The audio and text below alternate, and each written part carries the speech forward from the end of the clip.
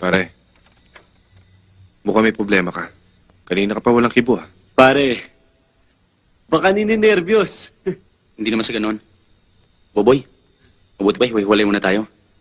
Tama ka, pare. Di na daga. Para sa atin din naman to eh. Mahirap na matiklo uli. Magpalamig muna tayo. Pag wala ng init, sama-sama uli tayo. Okay ba yun, Boboy? Sige.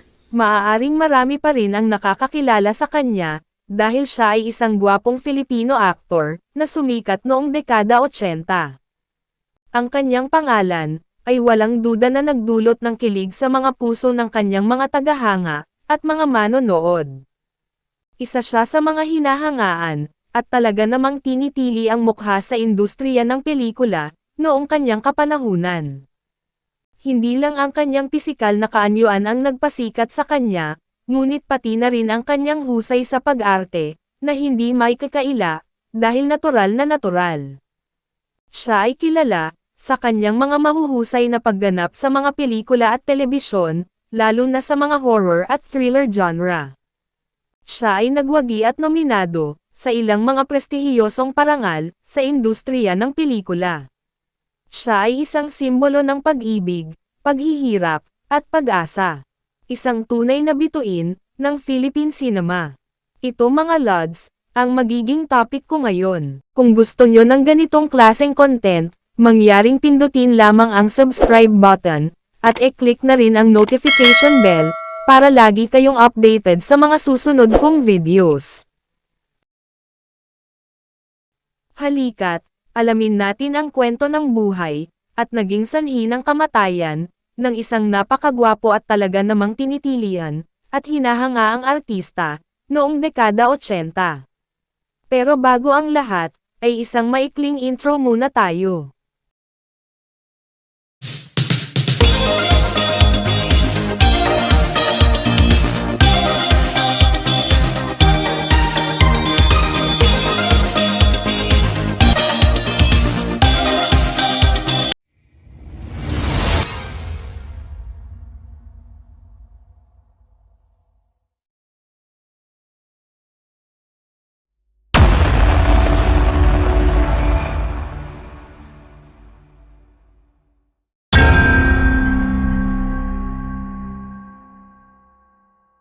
Si Ronel Victor, ay isang gwapong Filipino actor, noong dekada 80.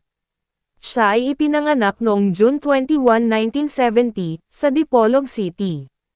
Siya ay anak, ng isang dating alkalde ng nasabing bayan.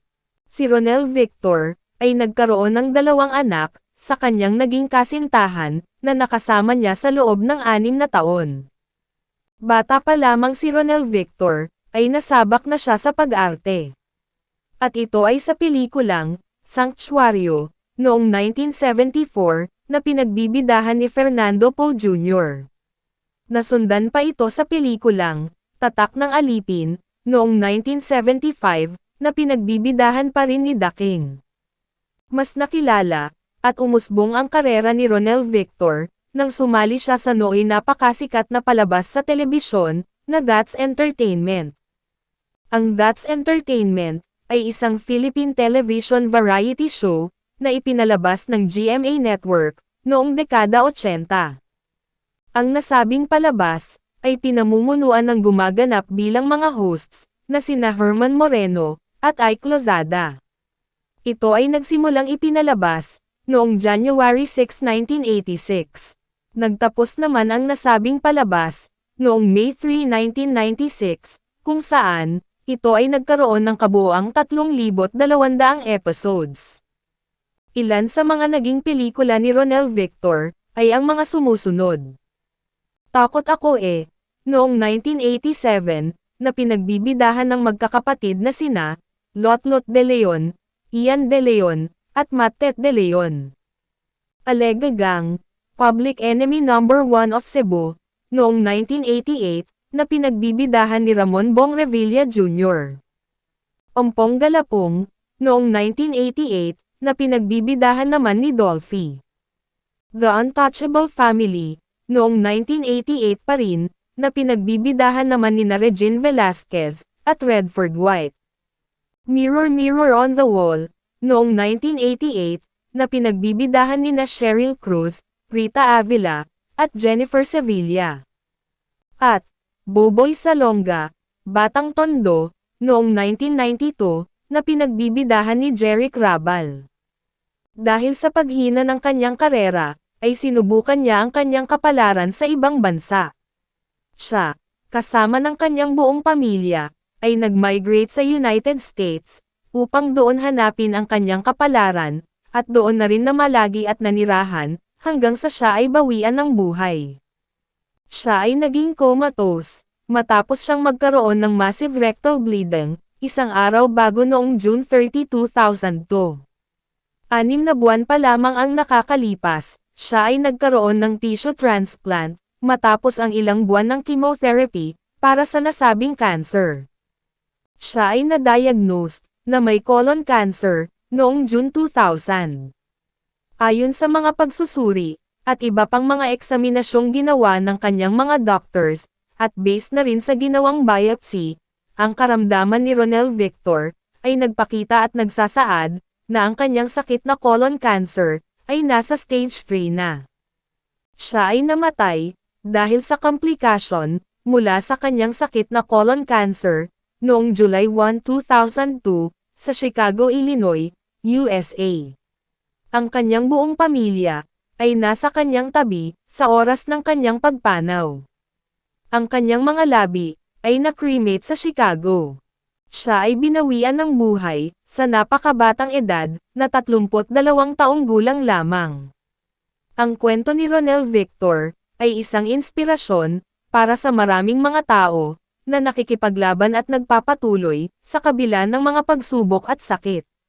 Siya ay isang halimbawa ng isang tunay na artista, na nagbigay ng kanyang buong puso at talento, sa kanyang mga obra.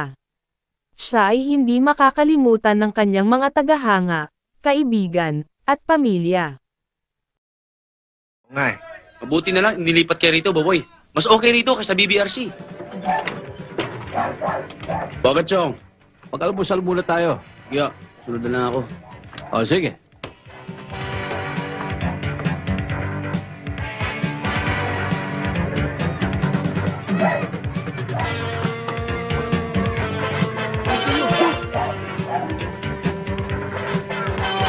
Chong! May pulis!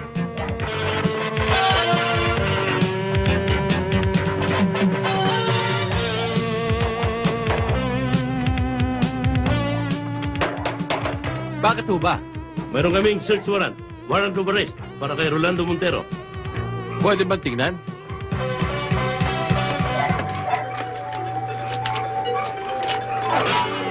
Okay, boys. Search the place.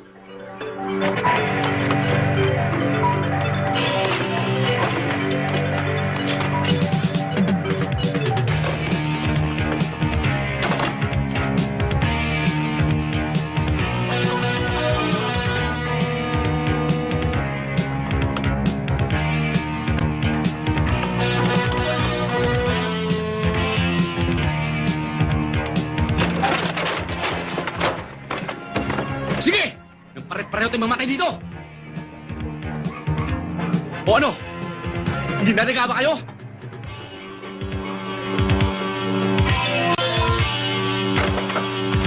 Granada!